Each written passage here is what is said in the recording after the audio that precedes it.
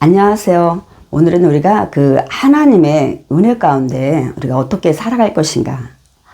제가 더 구체적으로 말씀드리면, 나도 문제 있을 때 남들처럼 빨리빨리 응답받았으면 좋겠다.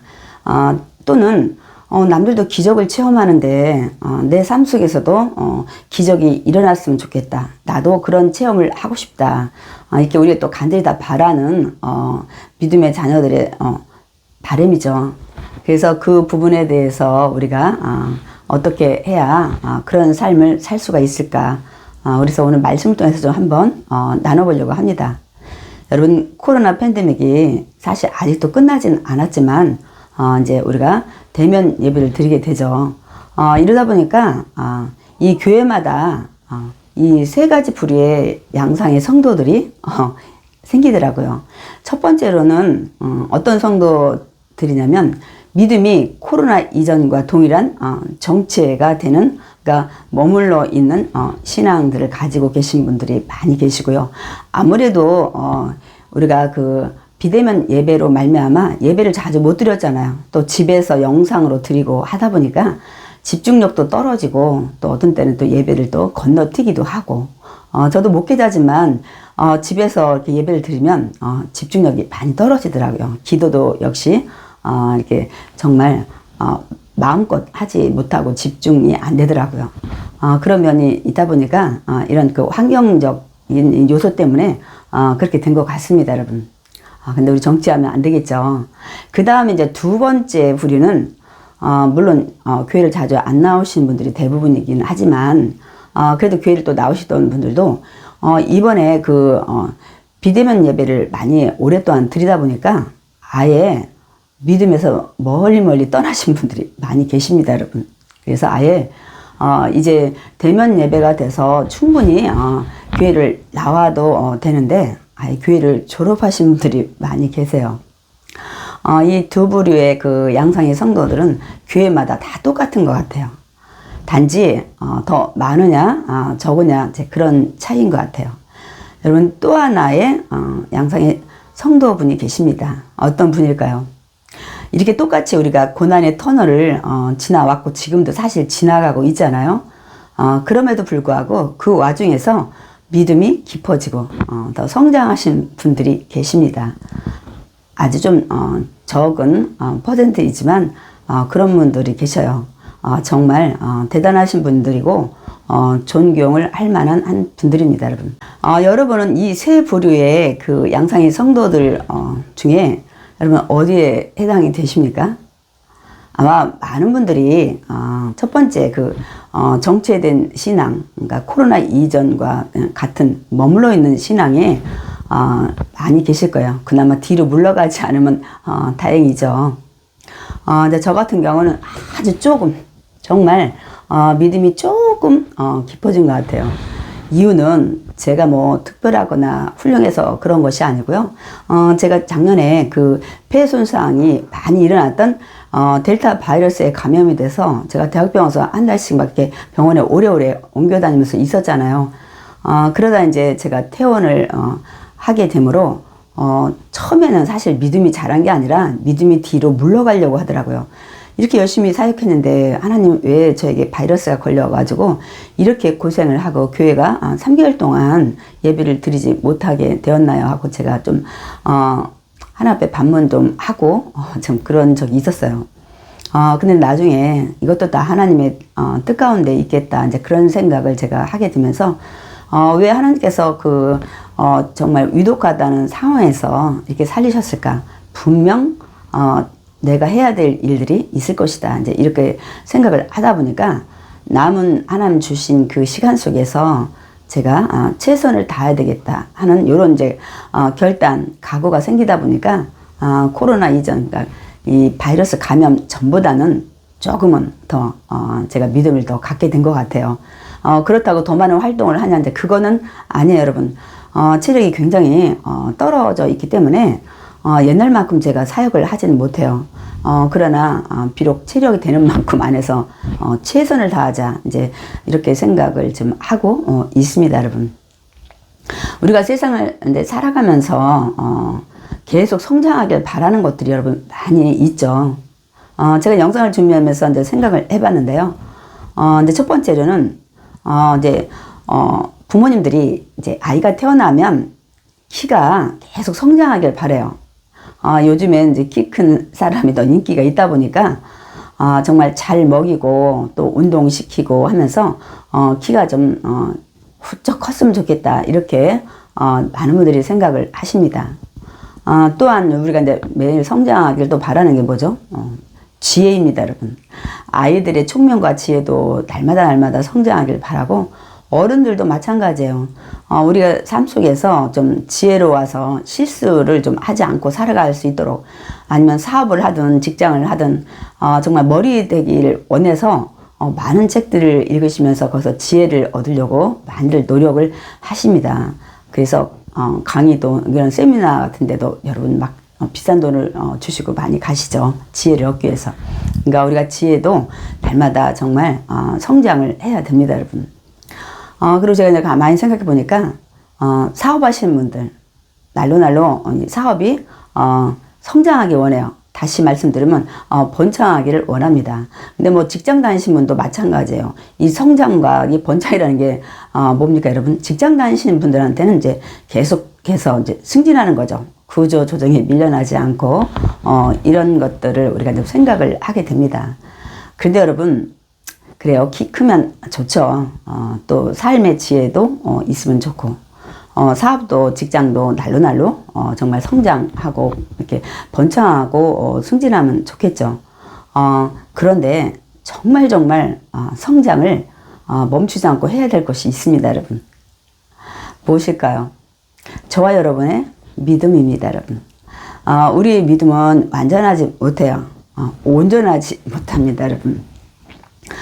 그렇기 때문에 주님이 오실 때까지 늘 우리는 믿음이 성장하기를 위해서 우리가 노력하고 달려가야 됩니다, 여러분. 그런데 많은 분들이 믿음이 멈춰 있고 이렇게 정체하는 기간일지라도 여러분 고민들을 하시지 않으시더라고요. 예수님께서 다시 오실 때 우리 흠없는 신부로서 정결한 신부로서 우리가 신랑을 맞이하게 될 것입니다, 여러분. 그때까지 우리는 날마다 연약하고 부족한 부분 또 모난 부분들이 이렇게 다듬어지고 채워져서 주님이 원하시는 믿음의 분량까지 우리가 날마다 성장을 해야 됩니다.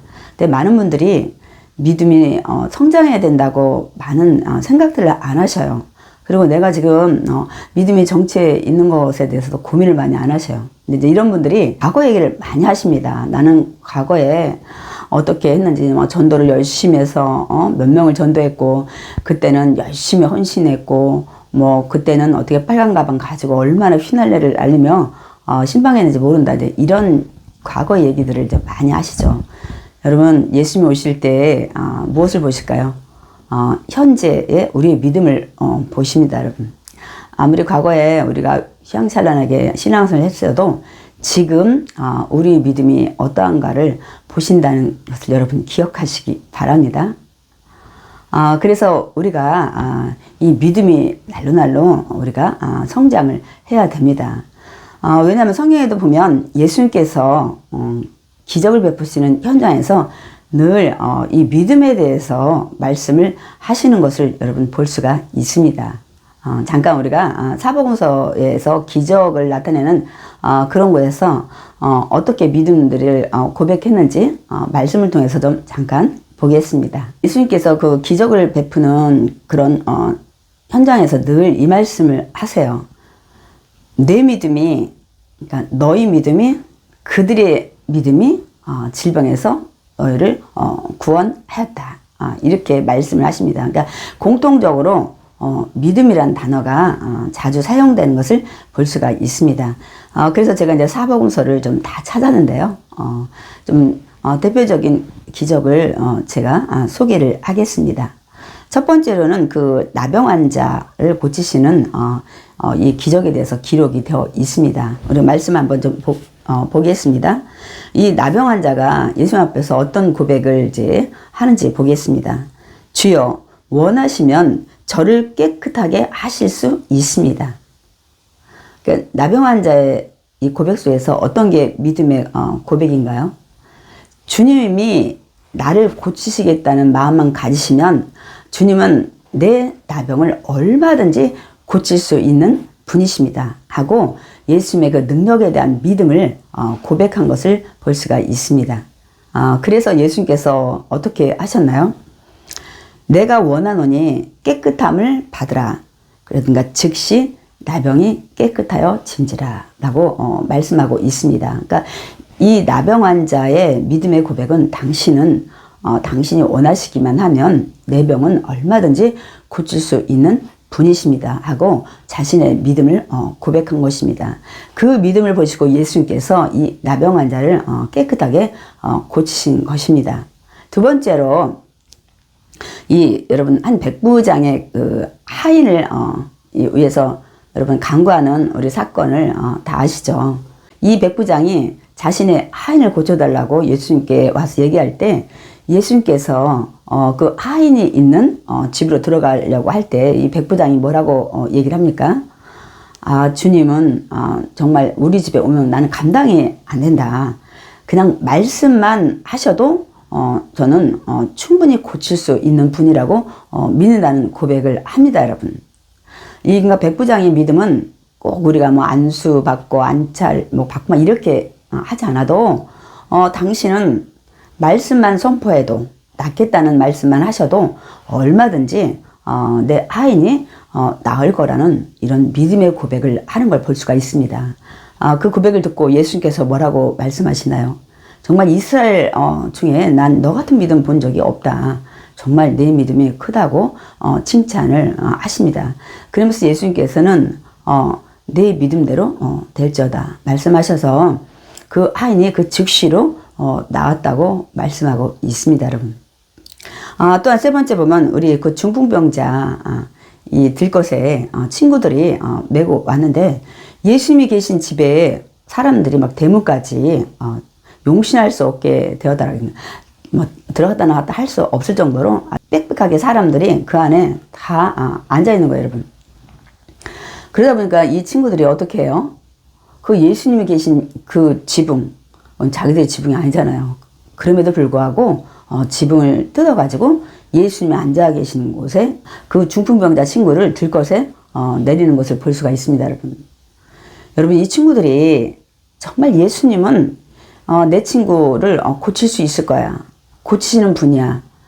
이 믿음이 없었다면 여러분 남의 지붕을 뜯지도 않았을 것이고 예수님 앞에 그 중풍병자의 친구를 들것에 내리지도 않았을 것입니다, 여러분.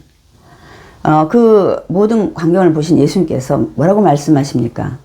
그들의 믿음이 이 중풍병자 친구를 낫게 한다는, 그러니까 제사함을 받을 것이라는 말씀을 하십니다. 물론 이 중풍병자 걸린 친구도 믿음이 있었을 것입니다.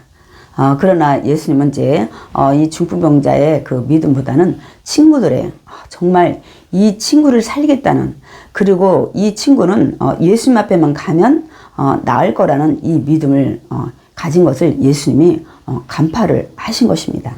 그래서 이 중풍병자를 낫게 하는 내용들이 여러분 기록되어 있는 것을 볼 수가 있습니다. 그러니까 이들도 그들의 믿음을 예수님 앞에 보여준 거예요. 행동으로. 또한 그 관리의 딸, 이제 다른 곳에 보면은 이제 회당장 야이로라고 기록이 되어 있죠. 그 회당장 야이로의 딸이 이제 죽게 되죠. 근데 그 회당장이 예수님께 와서 어떤 얘기를 하나요? 이렇게 얘기를 합니다. 내 딸이 방금 죽었다는 거예요. 그러나 예수님께서 가셔서 손을 얹으면 내 딸이 살아날 거라는 거예요. 여러분, 우리가 뭐 가족 중에 뭐 또 예를 들어서 뭐 자녀가 됐든 부모가 됐든 집에서 숨이 멈췄다 이렇게 여러분 듣게 되면 우리는 예수님을 막 모시러 가다가도 우리는 이제 그 일을 그만둡니다, 여러분. 그런데 오늘 회당장은 당신은 내 딸에게 손을 얹으면 죽었지만 살아날 것이라는 이런 믿음을 가진 것입니다, 여러분. 그러니까 예수님이 그 회당장의 믿음을 이제 보시고 그 집에 가서 헌화하고 똥성이도 하는 다 사람 물러가라고 하고 예수님께서 그 소녀를 일으키시는 것을 볼 수가 있습니다. 그러니까 그러니까 오늘 회당장은 내 딸은 죽었지만 당신이 와서 안수하면 살아날 것이라는 이 믿음을 예수님께 고백을 한 것입니다. 여러분, 그래서 우리가 믿음이 굉장히 중요합니다, 여러분. 그 다음에 우리가 그 회당장으로 가시던 그 도중에 사람들이 막 밀려 다녔잖아요, 예수님 주변에. 근데 그 무리 속에 어떤 여인이 있었어요? 12년 동안 피가 멈추지 않고 흐르는 혈루증 앓는 여인이 예수님 가까이 와서 겉옷을 만지는 것을 볼 수가 있습니다. 근데 그 여인이 이 고백이 기록이 되어 있어요. 내 생각에는 예수님의 옷자락만 잡아도 내 병이 나을 거라는 이런 생각을 한 여인입니다. 그러니까 예수님께 와서 뭐 입술로 고백한 건 아니에요. 그러나 그 생각 속에 예수님은 알던 내 혈루증, 근원을 마르게 할 거라는 이 믿음을 가진 것을 예수님이 그녀의 생각을 읽으신 거예요, 여러분. 그러니까 이 여인은 사실 여기 오면 돌 맞아 죽을 여인이죠. 부정하기 때문에. 그러나 예수님은 그 여인의 믿음을 읽으시고 정말 혈루증이 앓던 그 여인의 근원에 피 나오는 것을 고쳐주셨다는 것을 말씀하고 있습니다, 여러분. 그렇기 때문에 우리가 막 입술로 우리가 믿음을 고백하지 않아도 우리 마음과 생각, 모든 것이 정말 믿음 안에 있다면 이 믿음을 보시고 기적을 나타내십니다, 여러분. 또한 이제 두 맹인이 막 예수님께 다윗의 자손이요, 정말 우리 눈을 뜨게 해달라고 막 달려오니까 사람들이 시끄럽다고 그러는데 예수님께서 이제 부르시죠. 그래서 내가 너에게 무엇을 해주길 원하냐고 물으니까 눈을 뜨길 원하나이다 하고 얘기를 합니다. 그러니까 이 맹인들도 이 다윗의 자손 예수는 우리들의 눈을 뜨게 할 거라는 이 믿음이 있었기 때문에 정말 사람들이 막 뭐라고 하는데도 불구하고 이들이 정말 생사를 걸고 막 예수님께 달려온 것을 볼 수가 있습니다. 그러니까 이들의 믿음 속에는 예수님은 우리들의 눈을 뜨게 할 수 있는 능력이 있는 분이라는 것을 이들이 입술을 통해서 고백하는 것을 볼 수가 있습니다. 그래서 예수님께서는 그들의 믿음을 보시고 이 눈을 뜨게 하셨다는 것을 말씀하고 있습니다. 또한 우리가 저 가나안 여인, 여러분 다 기억하시죠? 이 가나안 여인에게 귀신 들린 딸이 있었습니다. 그래서 예수님께 와서 자신의 딸, 귀신 들린 딸을 좀 고쳐달라고 막 간구를 하죠. 그런데 예수님께서 냉정하게 이렇게 말씀을 하십니다. 나는 이방의 사람들 구원하기 위해서 온 게 아니라 이스라엘의 내 백성들을 구원하기 위해서 왔다고 얘기하면서 내 자녀에게 줄 떡을 내가 걔에게 주는 거는 마땅하지 않지 않냐 이렇게 얘기를 합니다. 근데 이 여인이 굉장히 자존심이 상해야 되잖아요. 너는 걔야 이렇게 말씀하신 거나 마찬가지입니다. 그런데 가나안 여인이 옳습니다. 그러나 예수님 주인의 상에서 떨어진 그 떡 부스러기를 개가 먹지 않습니까? 나는 개지만 그 부스러기에도 주시옵소서. 개가 그 부스러기 먹고 살아가는 것처럼 당신이 주는 그 부스러기에도 내 딸이 병이 나을 줄 믿습니다. 정말 믿음이 대단한 믿음이에요. 그 예수님께서 아까 그 백부장의 믿음이라든가 이 가나안 여인의 믿음을 여러분 칭찬하시고 굉장히 놀라시는 것을 볼 수가 있습니다, 여러분. 저와 여러분 이런 믿음을 좀 가지고 계신가요? 이런 믿음을 우리도 갖도록 우리가 노력을 해야 될 것입니다. 또한 그 맹인 바디메오, 우리도 이 사건을 잘 알죠. 바디메오도 막 하나앞에 간절히 눈뜨기를 간절히 소원하는 것을 볼 수 있습니다. 그러니까 예수님께서 내 믿음대로 될지어다 하고 이 바디메오의 눈도 뜨게 하시는 것을 볼 수가 있습니다. 여러분 그 사복음서의 기적 현장에는 한 7~80% 이런 그 믿음의 고백들을 여러분 기록하고 있습니다. 그렇기 때문에 저와 여러분이 그 하나님의 은혜 안에, 그러니까 그 은혜가 여러 가지가 있겠지만 앞서서 말씀드린 것처럼 나도 문제를 해결받고 그 중에 질병도 있고 물질도 있고 갖가지 문제가 있겠죠.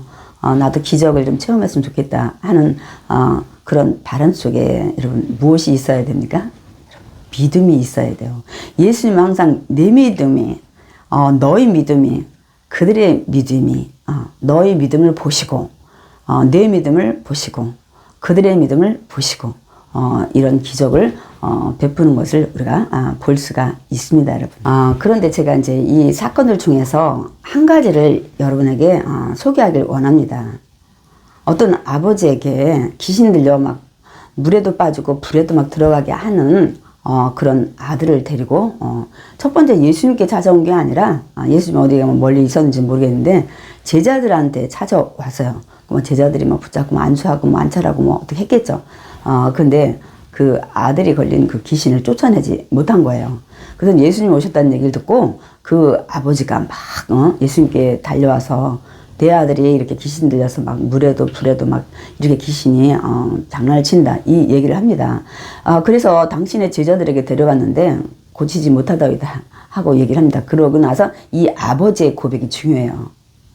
당신이 무엇을 하실만 하거든 우리를 좀 불쌍히 여기고 도와달라는 거예요. 뭐냐면 당신이 하실 수 있으면 고쳐주시옵소서. 당신이 못하면 할 수 없고요. 사실 이렇게 얘기한 거나 마찬가지입니다. 그러니까 예수님께서 그 아버지의 고백을 듣고 뭐라고 말씀을 하십니까? 무엇을 하실 수 있거든이 아니라 믿는 자에게 모든 것을 할 수 있다는 그 고백을 예수님이 다시 지적을 하십니다, 여러분. 여러분 그렇기 때문에 저와 여러분의 생각과 마음 또 입술의 고백 모든 것을 주님이 보고 계십니다. 그러니까 우리 믿음이 온전해야 돼. 그러니까 정말 주님의 그 말씀, 주님의 능력, 주님의 은혜 우리가 전적으로 신뢰하고 의지를 여러분 해야 합니다, 여러분. 그래서 이 아버지가 믿나이다. 나는 이제 믿겠습니다. 내 믿음 없는 걸 도와주시옵소서. 순진하게 정말 기도를 하죠. 그러니까 그 예수님이 그 아버지의 고백을 이제 들으시고 그 아들을 이제 고쳐주는 것을 우리가 볼 수가 있습니다, 여러분. 그렇기 때문에 제가 오늘 이 마지막 예로 들은 거, 여러분 우리 믿음이 물론 완전하지 못해요. 또 온전하지 못하지만 우리가 최선을 다해서 주님을 정말 믿고 의지하고 나아갈 수 있도록 우리가 기도하고 우리가 힘써야 되는 것입니다, 여러분. 예수님 다 하신다니까요. 그렇기 때문에 저와 여러분이 그 하나님의 은혜 가운데 구체적으로 제가 말씀드렸듯이 문제 해결, 기적 여러 가지 이런 은혜 가운데 우리가 살아가려면 반드시 뭐가 필요해요? 믿음이 필요합니다. 그렇다면 여러분 믿음을 어떻게 가지냐는 거예요. 또한 어떻게 해야 믿음이 성장하는 것인지 우리가 오늘 좀 함께 좀 말씀을 나눠보려고 합니다. 여러분 믿음이 어떻게 해야 생기나요? 어떤 분들은 기적을 보면 믿음이 생길 것 같다 이 말씀을 하십니다. 그러면 예를 들어 저한테 그 말씀 하셨다 그러면 그것은 아닙니다 저는 얘기를 합니다. 출애굽 당시에 이스라엘 백성들 정말 수많은 기적을 봤습니다. 모세를 통해서 또 여호수아를 통해서 정말 이들이 많은 기적들을 체험을 했어요. 그러나 그 순간 감동을 받아서 믿음이 자랄 수는 있겠죠. 그러나 그들이 정탐꾼들을 가나안 땅에 보내고 와서 부정적인 보고를 할 때 이들의 믿음은 완전히 바닥을 쳤어요, 여러분. 원망 불평하고 정말 이렇게 믿음이 없는 이스라엘 백성들, 그래서 1세대들을 하나님께서 또 다 40년 동안 광야에서 죽게 하는 것을 우리가 볼 수가 있습니다, 여러분. 여러분 그렇기 때문에 우리가 어떤 기적을 본다 해서 믿음이 물론 생길 수 있어요. 그러나 그것이 감동으로 끝날 때가 많이 있다는 사실입니다. 또한 어떤 분들은 기도를 많이 하면 믿음이 생길 것이라고 또 말씀하세요. 물론 기도를 하면서 또 믿음이 생길 수도 있을 거예요, 여러분.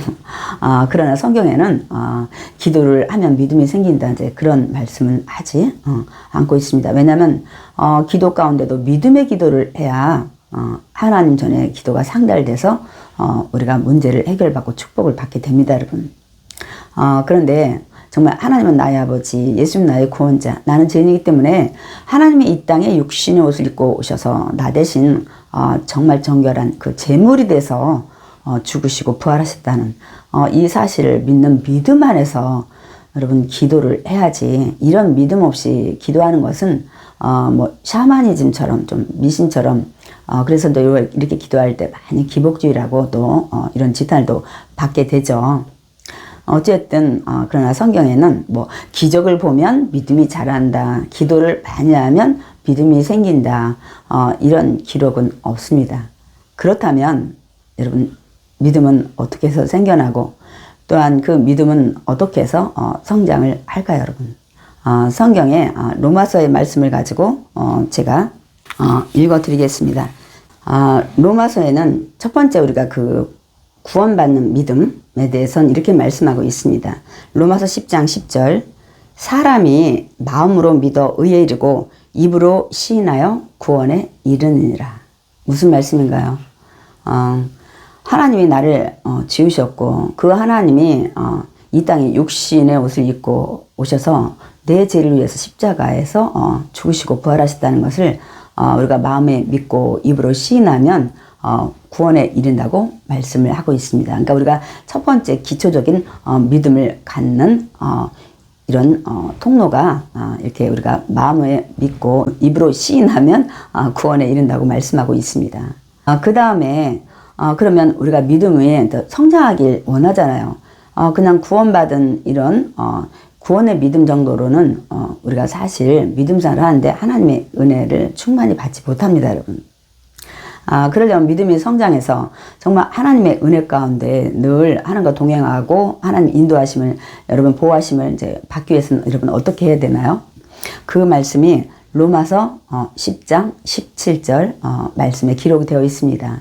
그러므로 믿음은 들음에서 나며 들음은 그리스도의 말씀으로 말미암았느니라. 물론 아까 구원의 믿음도 이 예수님이 어떻게 해서 이 땅에 오셨고 십자가에 죽으시고 이 모든 것들을 듣고 이제 믿어가지고 입으로 시인해서 의에 이른다고 말씀을 이제 하시는데, 믿음의 성장도 마찬가지예요. 그 믿음에서 우리가 믿음이 더 깊어지고 지경이 넓어지기 위해서는 여러분 어떻게 해야 된다고요? 날마다 말씀을 들어야 된다는 거예요. 어떤 말씀이요? 세상의 얘기가 아니라 여러분 예수 그리스도의 말씀을 들음으로. 우리가 이렇게 생각하면 그러면 예수님이 하신 말씀만 우리가 듣고 날마다 신앙생활을 해야 되나 하고 여러분 또 이렇게 생각을 하실지도 모르겠어요. 여러분 그러나 구약과 신약 이 모든 말씀이 예수님에 대해서 여러분 기록되어 있는 말씀이라는 걸 여러분 아시나요? 여러분 아실 줄 믿습니다, 여러분. 제가 그 말씀을 좀 읽어 드리겠습니다. 요한복음 5장 39절 말씀입니다. 너희가 성경에서 영생을 얻는 줄 생각하고 성경을 연구하거니와 이 성경이 곧 내게 대하여 증언하는 것이니라. 그러니까 구약이나 신약이나 다 예수님에 대해서 증언을 하고 있는 말씀이라고 예수님께서 말씀을 하십니다. 그러니까 구약에 뭐 예수님이 직접적으로 이 언급이 되지 않더라도 물론 뭐 이사야 7장 14절이란 할 때 같은 데는 뭐 임마누엘 이렇게 오시는 그 예수님에 대해서 예언을 하고 있지만 어쨌든 구약에서 이 모든 사건 속에서 예수님이 이 땅에 오시기 위한 예표의 사건들을 우리가 볼 수가 있습니다. 그래서 제가 항상 말씀을 드립니다, 여러분. 구약의 사건 속에서 우리는 예수님이 드러나지 않지만 그 밑바닥에 면면이 흐르는 것에는 예수님이 이 땅에 오실 모든 사건들을 하나님께서 이루신다는 것을 우리가 알 수가 있습니다. 왜 오시나요? 저 여러분을 구원하시기 위해서. 그렇기 때문에 우리가 이제 예수님을 나의 구원자로 믿은 다음엔 구약이든 신약이든 하나님은 어떻게 역사를 하시는지, 어떤 때 하나님께서 축복을 주시는지, 어떤 때 하나님께서 징벌을 하시는지 이제 그 말씀들을 우리가 늘 듣고 또 묵상하셔서 우리가 이제 하나님의 백성이 됐잖아요. 하나님 나라에. 하나님의 말씀대로. 하나님이 곧 예수님이시잖아요. 그래서 그 신약과 구약을 다 우리가 정말 듣고 묵상을 여러분 해야 됩니다. 그리할 때 우리 믿음이 날마다 성장을 하게 되어 있습니다, 여러분. 왜냐하면 성경 말씀이 그렇게 기록을 하고 있습니다. 그렇기 때문에 그 말씀을 듣고 우리가 믿음을 더 키우기 위해서는 이제 듣고 끝나는 것이 아니라 지켜 행하는 것입니다. 그러니까 말씀에 순종할 때 여러분이 믿음이 깊어집니다, 여러분. 지경이 넓어집니다. 왜냐하면 듣고 끝내면 그 믿음은 죽은 믿음이라고 야고보서가 말씀을 하고 있습니다. 이 야고보서 2장 17절 이와 같이 행함이 없는 믿음은 그 자체가 죽은 것이니라. 여러분이 어떤 말씀을 듣고 그 부분을 순종할 때 여러분 그 말씀에 대한 믿음이 생긴 거예요. 그러나 어떤 말씀을 듣고 내가 그 말씀은 들었지만 행하지 않는다면 그 말씀에 대한 믿음이 여러분이 없는 겁니다, 여러분. 그러면 그 말씀에 대한 믿음은 여러분 죽은 믿음이라고 말씀을 하고 있습니다. 그러므로 이제 제가 말씀을 이제 마치길 원하는데요. 여러분 우리가 하나님의 은혜 가운데 하나님의 인도하심과 보호하심과 늘 동행하심 이 은혜 가운데 우리가 살아가기 위해선 여러분이 그 문제 해결을 속히 받기 위해서 또한 우리도 정말 하나님 베푸는 기적을 체험하기 위해서는 여러분 우리가 믿음이 날로 성장을 해야 됩니다, 여러분. 그러기 위해서는 어떻게 해야 된다고요? 말씀을 늘 들어야 돼요. 어떤 말씀이요? 그리스도의 말씀인데 그것이 바로 구약과 신약의 말씀입니다, 여러분. 그렇기 때문에 많은 분들이 믿음이 성장하기 위해서 막 사람들의 말씀에 귀를 기울이는 분들이 혹여나 계시다면 빨리 방향을 바꾸시고 주파수를 다시 맞추시기 바랍니다. 여러분 절대로 사람들의 예언이나 이런 것들에 여러분 귀를 계속 기울인다 해서 믿음이 자라서 기적이 일어나는 게 아닙니다, 여러분. 기적은 저 위에 계신 하나님께서 여러분 베푸시기 때문에 오늘 말씀처럼 여러분 우리가 말씀을 통해서 믿음이 성장하다 보면 예수님이 내 믿음이 너희 믿음이 그들의 믿음이 기적을 베푼다고 말씀하신 것처럼 오늘도 예수 그리스도는 어제나 오늘이라 동일하신 줄 믿습니다. 여러분에게도 하나님의 은혜가 넘치시길 원합니다. 기도하겠습니다. 사랑과 은혜가 풍성하신 좋으신 하나님 감사를 드립니다. 우리가 코로나 이 팬데믹에 장장 긴 시간들이 있었기 때문에 우리 믿음이 날로 더욱더 성장해 가야 되는데 여러 가지 환경 가운데 정체되어 이렇게 머물러 있을 때가 많이 있었습니다. 그러나 이제 다시 우리가 신앙을 이제 갖기 원합니다. 정말 무릎으로 우리가 세우고 기도하고 더욱더 말씀을 가까이 하고 그래서 더욱더 성령 충만으로 주님 오시는 그날까지 우리가 믿음 안에서 하나님의 은혜 안에서 살아가기 원합니다. 하나님 우리에게 능력을 주시고 또한 지혜를 주시고 늘 성령으로 충만할 수 있도록 하나님 은혜 가운데 붙잡아 주시옵소서. 예수님의 이름으로 기도드렸사옵나이다. 아멘.